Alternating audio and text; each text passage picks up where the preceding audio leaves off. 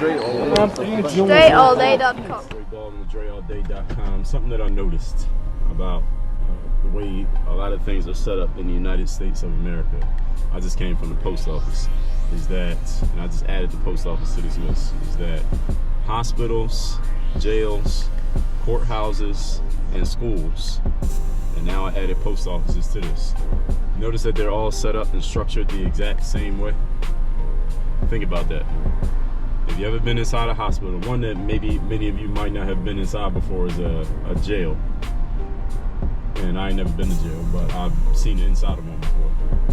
Court, maybe you've been to court. It could be any kind of court. You could be a court for a parking ticket. But jails, courts, hospitals, schools. Now, I just came from the post office. It was set up the same way, and I was just driving by the area of town I'm riding in right now. It's like there's a lot of government buildings around here, so there's a bunch of people lined up outside of this office for, I don't know what that office is for, but I could tell it was a government building. There's a bunch of people just lined up, looking all downtrodden and beaten up, even though it's 9 o'clock in the morning, standing in line so they can go inside and do something. But you think about this, the way they're all set up is, it's very regimented, which in some ways can be a good thing, but it's not always a good thing. Very regimented the way it's set up. People get jobs there because the job is pretty much a guaranteed paycheck. For the most part, not all the time. Guaranteed paycheck. They give these people power. You got some power because you have some authority when you're working at this job.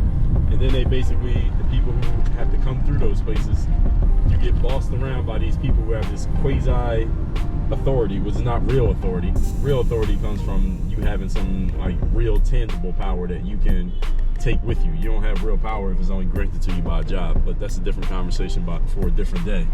But these people who work there, that means people who work in hospitals, schools, jails, post offices, and what's the other place I said? Courthouses. They have this authority that's granted to them by the, let's just say for the most part, are those all governments? Yeah, government. And the school is technically not a government, but you get what I'm saying. They get this quasi power, and these people, they talk to you like they're in charge of something, like they're somebody, when as soon as they walk off that job, they're nobody all over again. So it's not real power, by the way. And if you happen to work in one of these places, it's not a personal knock on you, but I'm just telling you the truth. If I worked in one of these places, I'd say the same thing.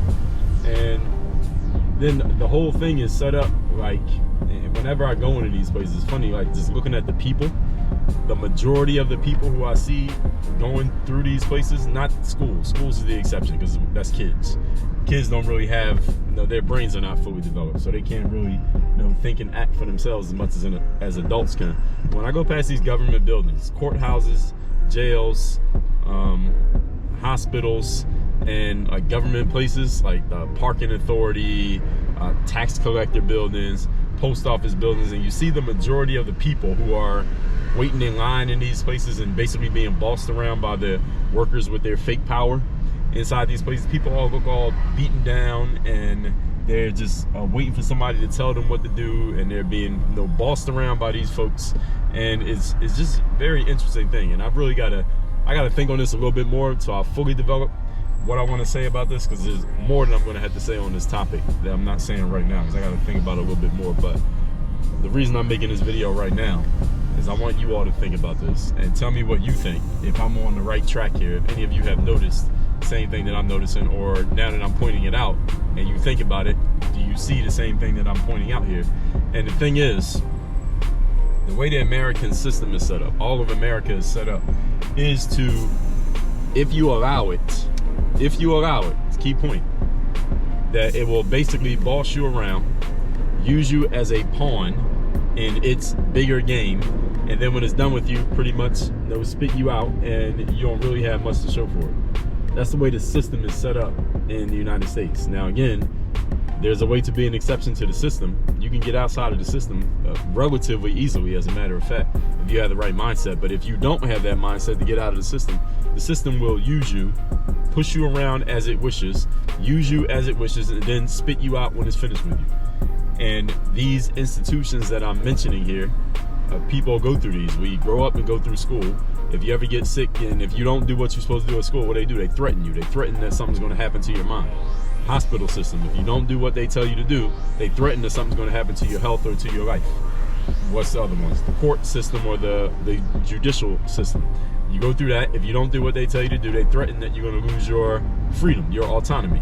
What's the other systems? So all these systems are set up to basically, bitch, is a yellow light, is a red, is a green light. You're supposed to be waiting until the fucking light changes. What are you doing? So anyway, as you can see, Miami drivers.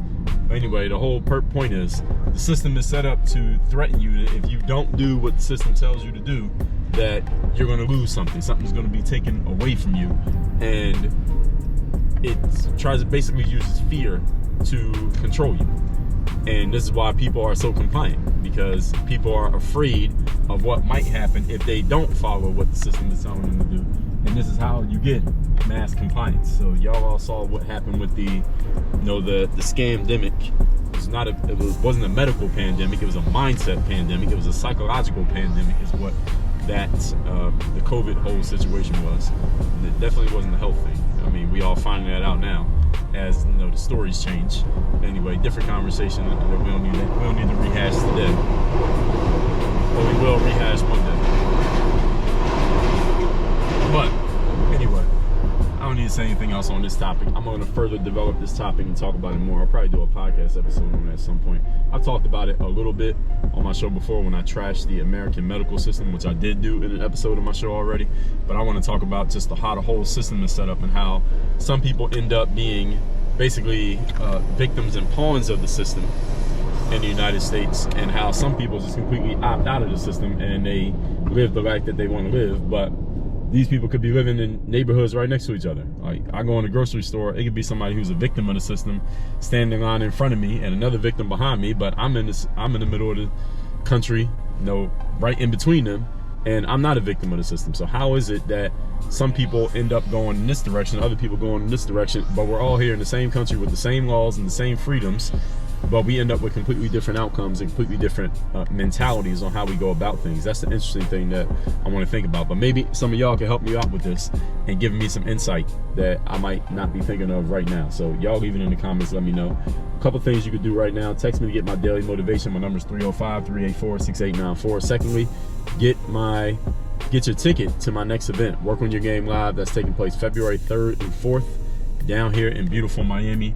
You can ride in an Uber, so you won't have to be driving. You don't have crazy drivers like that woman there trying to make a left-hand turn when she didn't have the light. And you don't have to worry about that. You'll have an Uber driver. They'll take care of that.